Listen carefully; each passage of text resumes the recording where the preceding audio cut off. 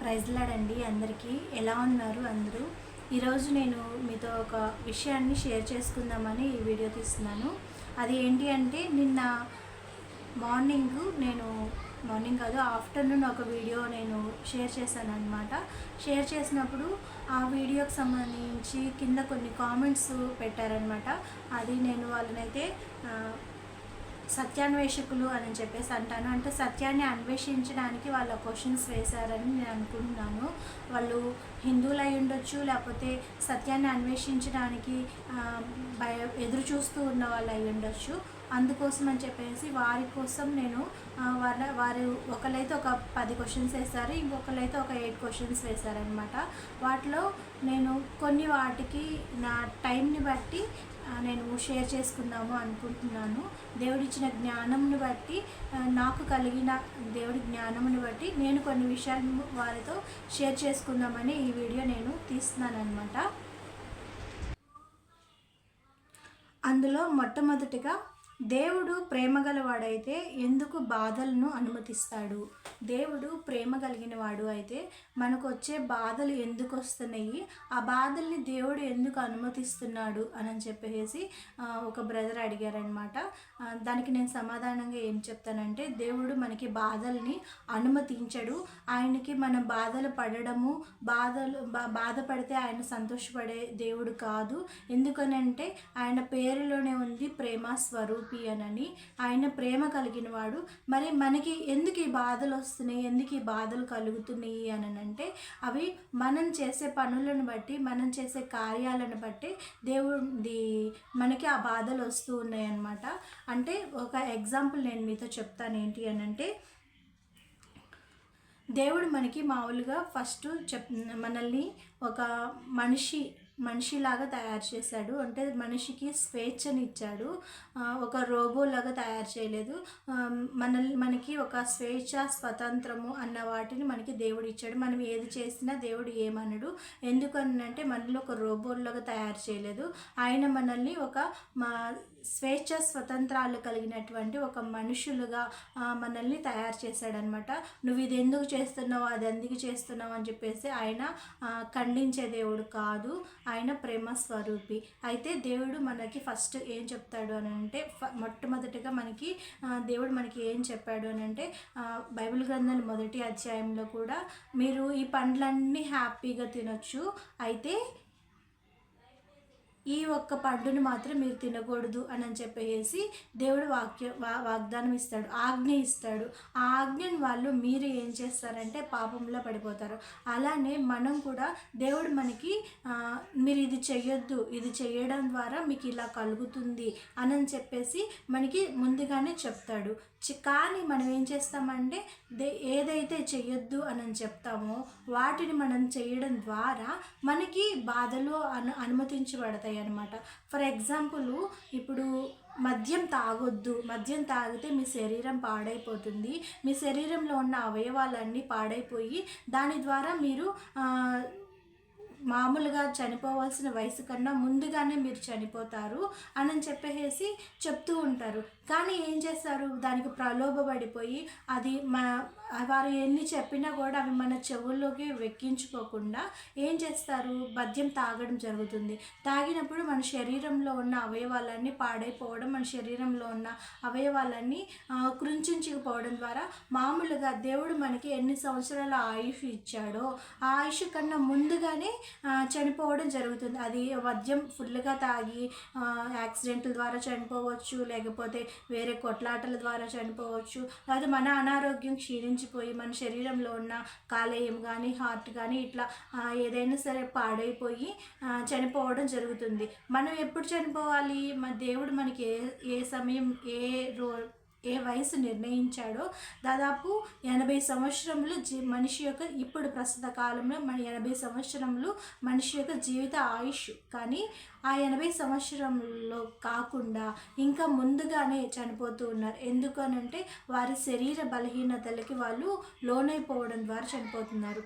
కాబట్టి ముందుగా దేవుడు మనకి చెప్పాడు, మీరు ఇది చేయకూడదు, ఇలా చేయడం ద్వారా మీరు ఈ విధంగా బాధల్ని కొని తెచ్చుకుంటారు అని. కానీ మనం ఏంటంటే అది మాట్లాడకుండా, అది చెప్పకుండా చేయడం ద్వారా, అది చెప్పింది మనం చేయకుండా ఉండడం ద్వారా మనము ఆ విధంగా మనము బాధల్ని మనం స్వయంగానే అనుమతించుకుంటాం. ఇంకొక ఎగ్జాంపుల్ మీకు చెప్తాను. ఇప్పుడు ఒక చిన్న పిల్లవాడు, మన పిల్లలు ఉంటారు కదా ఇంట్లో, మన బాబు కానీ అట్లా పాప కానీ ఉంటారు. వాళ్ళకి మనం ఏం చెప్తాము, మీరు ఆ నిప్పు దగ్గరికి వెళ్ళమాకండి, అక్కడికి వెళ్తే మంట కలుగుతుంది, అది గబుక్కని పట్టుకుంటే చేయి కాలుతుంది, నొప్పి పుడుతుంది, మంట పుడుతుంది, మీరు వెళ్ళొద్దు అని చెప్పేసి మనం మన పిల్లలకి చెప్తాము అక్కడ నిప్పు ఉన్నప్పుడు అట్లాగా. కానీ వాళ్ళు ఏం చేస్తారు, వాళ్ళు తెలీదు అది ఎట్లా ఉంటుంది, పట్టుకుంటే నొప్పి ఉంటుందా బాధ ఉంటుందా, కానీ మనం చెప్తాం అది పట్టుకుంటే నొప్పి ఉంటుంది, బాధ ఉంటుంది, కాబట్టి మీరు అలా వెళ్ళొద్దు అని చెప్పేసి చెప్తాం. కానీ వాళ్ళు ఏం చేస్తారు, మనం చెప్పిన మాట వినకుండా వెళ్ళి గబక్కనే పట్టుకుంటారు. అలా పట్టుకున్నప్పుడు వాళ్ళకి ఏం కలుగుతుంది, చెయ్యి బొబ్బ రావడం కానీ, మంట కలగడం కానీ, ఏడవడం కానీ జరుగుతుంది. ఇక్కడ మనం చెప్తున్నాం కానీ మనం అడ్డగించలేదన్నమాట. మనం ఒకవేళ మనం వేరే పనుల్లో ఉండొచ్చు, కానీ హెచ్చరించాం, మీరు అక్కడికి వెళ్ళొద్దు, వెళ్ళకుండా ఉండండి, అలా వెళ్తే మీకు అక్కడ ప్రమాదం జరుగుతుంది అని చెప్పినా కూడా వాళ్ళు ఏం చేస్తారు, చెప్పింది వినకుండా వెళ్ళి పట్టుకోవడం జరుగుతుంది, బాధను అనుభవించడం జరుగుతుంది. ఇక్కడ మనం ప్రేమతోనే మనం చెప్తున్నాం, కానీ వాళ్ళు ఏం చేస్తున్నారు, దానికి మనం చెప్పిన దానికి వ్యతిరేకంగా ఏం చేస్తారు, ఆ పని చేసి వాళ్ళ బాధలు వాళ్ళే స్వయంగా అనుమతించుకున్నారు, వాళ్ళే స్వయంగా పొందుకున్నారనమాట. కాబట్టి దేవుడు మనకి ముందుగా హెచ్చరిస్తాడు.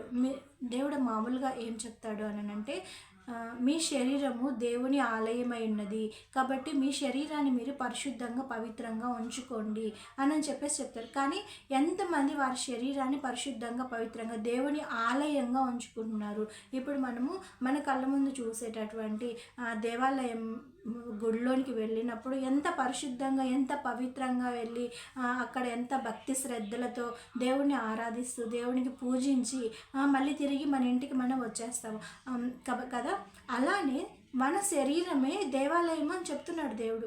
మీ శరీరమే ఒక దేవాలయం, కాబట్టి మీ శరీరాన్ని మీరు దేవాలయంకి వెళ్ళినప్పుడు ఎంత పరిశుద్ధంగా ఎంత పవిత్రంగా ఉండి దేవుడిని పూజించి ఆరాధించి మీరు వస్తారో, అదే రకంగా మీ శరీరాన్ని కూడా అంతే పరిశుద్ధంగా అంతే పవిత్రంగా మీరు ఉంచుకోండి అని చెప్పేసి దేవుడు చెప్తారు. కానీ ఎంతమంది వారి శరీరాన్ని వారి చేతుల ద్వారానే అపవిత్రం చేసుకుంటూ బాధలను కొని తెచ్చుకుంటున్నారు.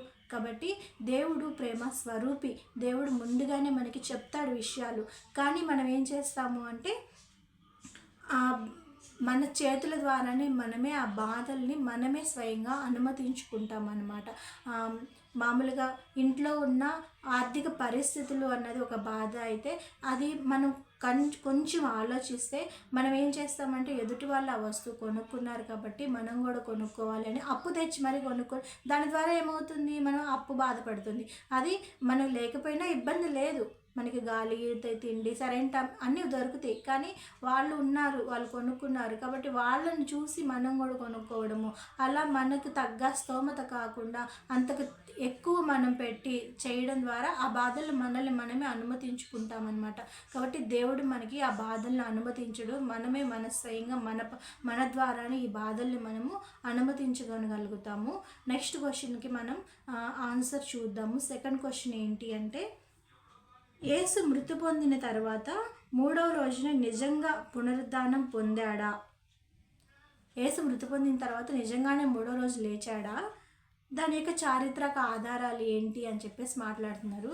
యేసయ్య నిజంగానే 3వ రోజు తిరిగి లేచాడు, పునరుద్ధానం పొందాడు. దానికి చారిత్రక ఆధారాలు ఏంటి అని అంటే, యేసు మృతి పొందిన తర్వాత తిరిగి లేచిన తర్వాత ఆయన తిరిగి లేచిన ఒక 40 రోజులలో ఆయన శిష్యులకి కనిపించాడు. వారు ఏ విధంగా పరిచర్య చేయాలి, ఏ విధంగా ఉండాలి అని ఆయన పరిశుద్ధాత్మ సహాయం దేవుడు వారికి అక్కడ బోధించడం జరిగింది. యేసు ప్రభువు అక్కడ వారితో 40 రోజులు తనని చాలామందికి కనపరుచుకున్నాడు. అలా చాలామందికి కనపరుచుకున్న తర్వాత అపోస్తల కార్యములు 1వ అధ్యాయంలో రాయబడుతుందన్నమాట. అందరూ చూస్తూ ఉండగా కొండ మీద నుంచి అందరూ చూస్తూ ఉండగా యేసు ప్రభువారు పరలోకానికి ఆరోహణం అవుతూ ఉంటాడు. అక్కడ చాలామంది జనం ఉంటారనమాట. వాళ్ళందరూ చూస్తూ ఉండగానే యేసు ప్రభువారు తన మహిమా శరీరం ద్వారా పరలోకానికి ఆరోహణం అవుతూ ఉంటాడు. అప్పుడు దేవదూతలు అన్నవాళ్ళు మనుషుల స్వరూపంలో ధరించుకొని వాళ్ళు వచ్చి మాట్లాడతారు. ఏమని, మీరు ఎందుకు ఎందుకు అలా ఆకాశం వైపు చూస్తూ ఉన్నారు?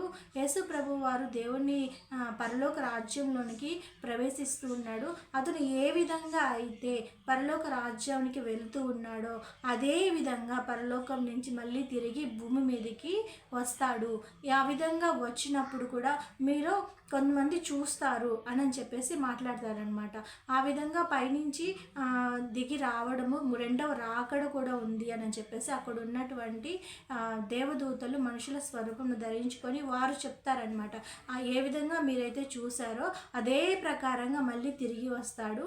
ఆ లోపు మీరు ఏం చేయాలంటే మీ కొరకు మిమ్మల్ని సిద్ధపరచుకొని ఆ రాజ్యం కోసం మీరు కూడా అక్కడికి వెళ్ళడానికి, మీరు కూడా పరలోక రాజ్యాన్ని స్వతంత్రించుకోవడానికి మీరు మీ కార్యాలు మీ పనుల ద్వారా రెడీగా ఉండాలి అని చెప్పేసి అక్కడ భావం అన్నమాట.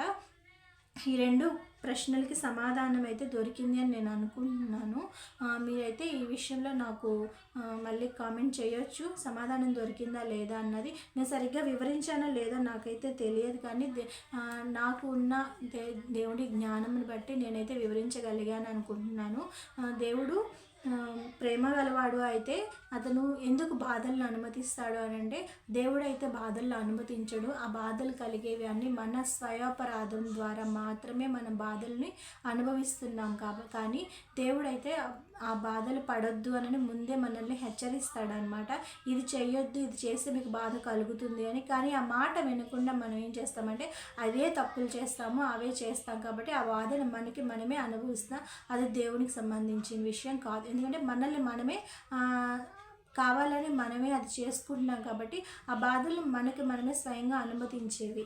తర్వాత యేసు మృతి పొందిన తర్వాత 3వ రోజున పునరుద్ధానం పొందాడా?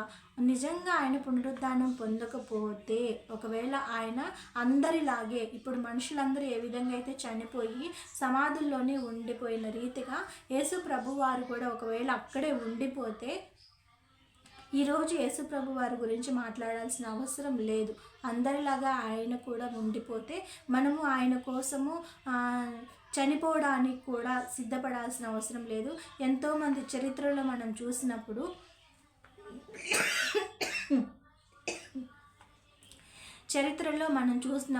ఆయన కోసం దెబ్బలు తిన్నవారు చాలామంది ఉన్నారు. ఆయన కోసం శిక్షలు అనుభవించిన వారు చాలామంది ఉన్నారు.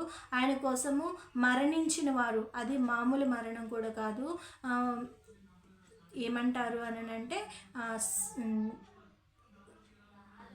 మరణించిన వారు ఏ విధంగా అంటే వారికి స్వయంగా కాదు కానీ వేరే వాళ్ళని హత్య చేసి, ఒక రకంగా హత్య చేసి చెప్పడం, ఘోరంగా మీరు ఆ యేసుక్రీస్తుని మీరు నమ్మారు అని ఎన్నో శిక్షలు పెట్టి, ఎన్నో భరింపచేసి, ఎంతో క్రూరంగా చంపిన వాళ్ళు చాలామంది ఉన్నారు. వాళ్ళు అంత బాధలు, అంత మరణ వేదన పడుతూ కూడా నాకు వద్దు, నేను యేసుని నమ్మను, నేను యేసుక్రీస్తుని నేను నమ్మడం ద్వారానే కదా ఇప్పుడు నేను నా శరీరానికి ఇంత బాధ కలుగుతుంది, నా శరీరాన్ని నేను చనిపోతున్నప్పటికీ నాకు ఎందుకు ఈయన అవసరం లేదు అని చెప్పేసి వాళ్ళు ఎవరు, నేను చనిపోయినా పర్వాలేదు, నేను చనిపోతే ఈరోజు నేను చనిపోతే నేను పరలోక రాజ్యానికి వెళ్తాను, ఎందుకంటే ఆయన కోసం నేను చనిపోతున్నాను కాబట్టి అని నా నమ్మకం దృఢ విశ్వాసం వారికి ఉంది. కాబట్టి వాళ్ళు ఏం చేశారు అని అంటే చనిపోవడానికి కూడా సిద్ధపడి అంత బాధల్ని కూడా అనుభవించి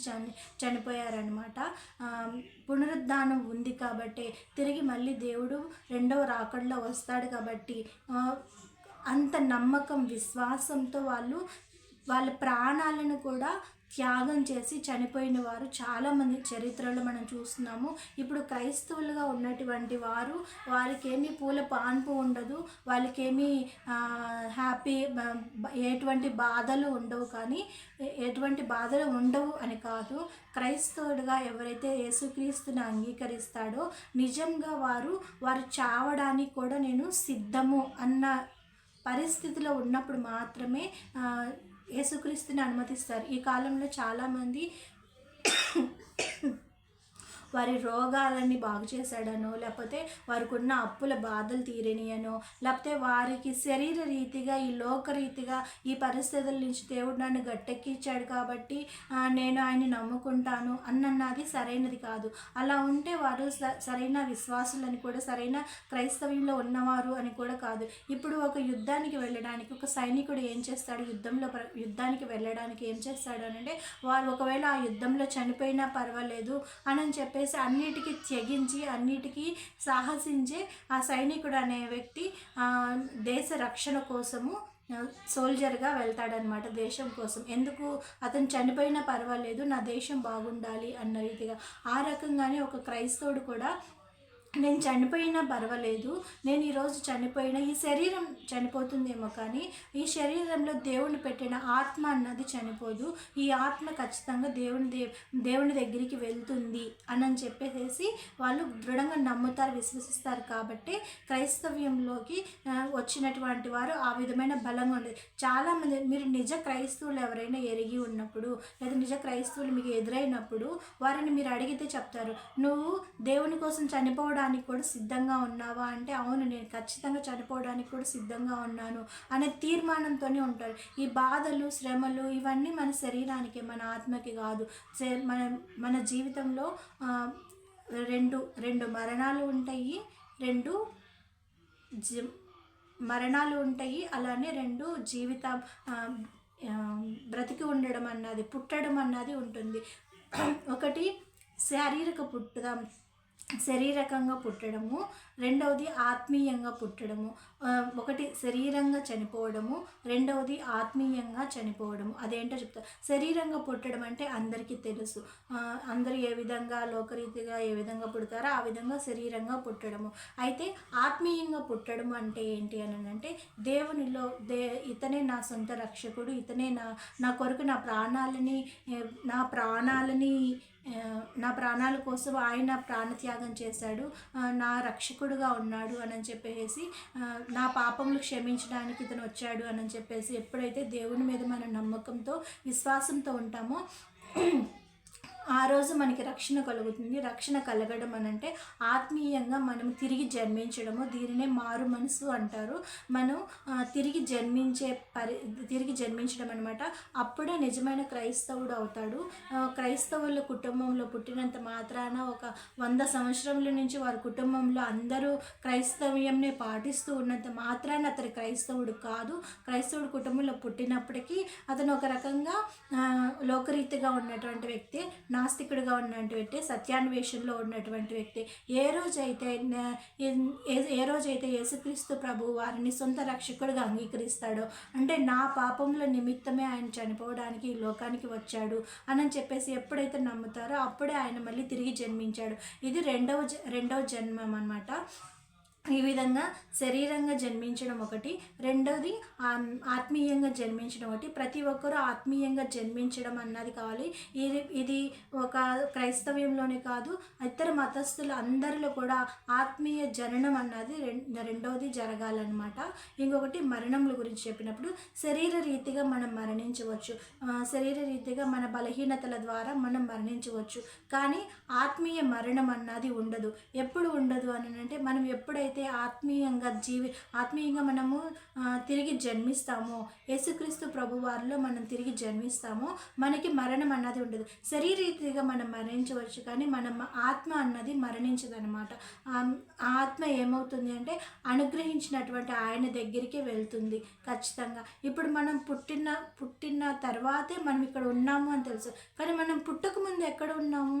దానికి సమాధానంగా బైబిల్ ఏం చెప్తుంది అని అంటే, అందరూ ఈ లోకంలో ఉన్న వేరే మతస్థులు కానీ వేరే కులస్తులు ఈ ప్రపంచంలో పుట్టినటువంటి ప్రతి ఒక్కరూ పుట్టక ముందు దేవుని దగ్గర ఉన్నారు, దేవుని వద్ద ఉన్నారు. ఆయన దగ్గర ఉండిన తర్వాత ఆయన తగిన సమయంలో తగిన పరిస్థితుల్లో వీరికి బిడ్డగా ఉండాలి అని చెప్పేసి ఆయన అనుగ్రహిస్తేనే మనము ఈ భూమి మీదకి వస్తాం. అయితే ఈ భూమి మీదకి వచ్చినప్పుడు ఆయన సువార్త ప్రకటించడం ద్వారా, ఆయన వాక్యంను వారి యొద్దకు పంపించడం ద్వారా దేవుడు వారిని తిరిగి తన యొద్దకు తెచ్చుకుంటాడనమాట. ఈ విధంగా మనము ఉంటాము. మన శరీర మరణం గురించి ఈ విధంగా ఉంటుంది, శరీర జననం గురించి ఈ విధంగా ఉంటుంది. ప్రతి ఒక్కరు శరీర జననము, శరీర మరణం రెండు ఉంటాయి. ఎవరైతే క్రీస్తుని అంగీకరిస్తారో వారికి ఆత్మీయ జననం ఉంటుంది, ఆత్మీయ మరణం అన్నది ఉండదు. రెండవ మరణం అన్నది ఉండదు. ఈ రెండవ మరణం, ఆత్మ మరణం ఎవరికి ఉంటుంది అని అంటే, ఎవరైతే క్రీస్తుని వ్యతిరేకిస్తారో, క్రీస్తుని అతను కాదు, నా కోసం మరణించింది కాదు అని చెప్పేసి ఎవరైతే మూర్ఖంగా, ఎవరైతే ఆ విధంగా ఉంటారో వారికి ఆత్మీయ మరణం ఉంటుంది. ఆత్మీయ మరణం అని అంటే నరకాగ్నికి వెళ్ళడం. ఎందుకు అని అంటే, దేవుడు తీర్పు వచ్చినప్పుడు, రెండవ రాకడలో వచ్చినప్పుడు దేవుని తీర్పు ఉంటుంది. ఆ తీర్పులో నీకు సువార్త ప్రకటించబడలేదా, నీకు నా గురించి చెప్పలేదా అని చెప్పేసి అక్కడ క్వశ్చన్ అడుగుతాడు దేవుడు. చెప్పారు కానీ నేను వినలేదు, నేను నా మూర్ఖత్వాన్ని బట్టి, లేకపోతే నా మనస్సాక్షి కఠినత్వాన్ని బట్టి నేను అంగీకరించలేదు అని చెప్పేసి వారు సమాధానం చెప్తారు. కాబట్టి నీ దగ్గరికి సువార్త వచ్చినప్పటికీ నువ్వు అంగీకరించలేదు కాబట్టి నువ్వు ఆత్మీయ మరణం అంటే నరకాగ్నికి నీకు తావు ఉంటుంది అని చెప్పేసి వారిని నరకాగ్నిలోకి పంపించబడతారు. ఎవరైతే వచ్చినప్పుడు వారికి సువార్త ప్రకటించబడినప్పుడు ఎవరైతే నమ్ముతారో, నమ్మి నా కోసమే ఈయన వచ్చాడు అని చెప్పేసి ఎవరైతే నమ్ముతారో వారికి ఆత్మీయ మరణం అన్నది ఉండదు. వారు పరలోక రాజ్యంలో ఆత్మీయ జీవితం ఉంటుందన్నమాట. అది యుగాలు ఉంటుంది. అక్కడ వారికి మరణం అన్నది ఉండదు. పరలోకంలో నిత్యము దేవుని దగ్గర అక్కడ కూర్చొని దేవుని దగ్గర ఉండే భాగ్యం అన్నది పరలోక రాజ్యంలో వారికి కల్పించబడుతుంది అనమాట. నేను 2 క్వశ్చన్స్కి ఆన్సర్ చెప్పగలిగాను, ఎక్కువ టైం తీసుకున్నాను. ఈ క్వశ్చన్స్కి ఆన్సర్స్ని వాటి స్పందనని బట్టి నేను మిగతావి కూడా నేను చేయగలుగుతాను అనమాట. మీకు వీడియో ఎలా అనిపించిందో చెప్పండి. మరొక వీడియోతో మళ్ళీ కలుద్దాం. అంతవరకు ప్రైజ్ ద లార్డ్. ఆమేన్.